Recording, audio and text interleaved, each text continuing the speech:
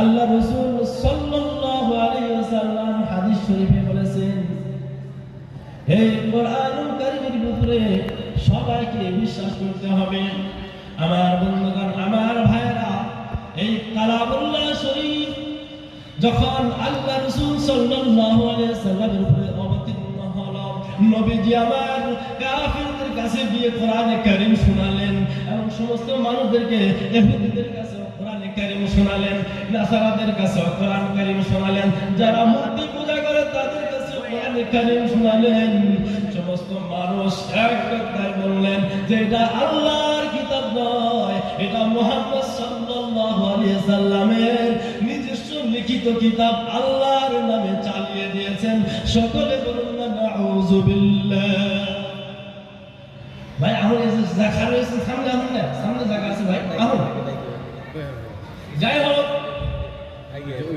যখন কিছু কাফেররা বলল এই কিতাব কোরআন মাজিদ আল্লাহর পক্ষ থেকে আসে নাই, এটা হলো শাইরের কিতাব, আল্লাহ তাআলা সংবিধানের প্রশ্নের জবাব দিয়ে আল্লাহ তাআলা বলছেন, ওয়া মা হুয়া বিকাউলি শাইর ক্বালিলাম মা তুমিনুন।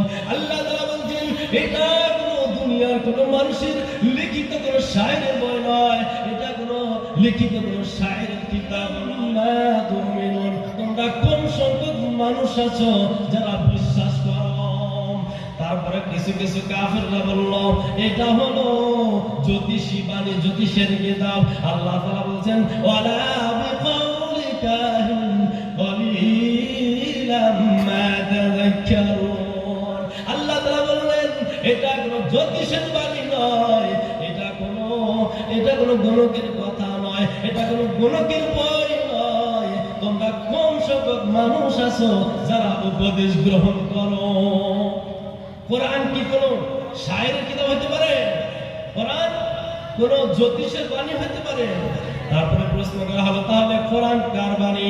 আল্লাহ তাআলা সঙ্গে সঙ্গে বললেন তানজিলুন মির রাব্বিল আলামিন, এটা আমার আল্লাহ রাব্বুল আলামিনের পক্ষ থেকে নাযিল করা হয়েছে।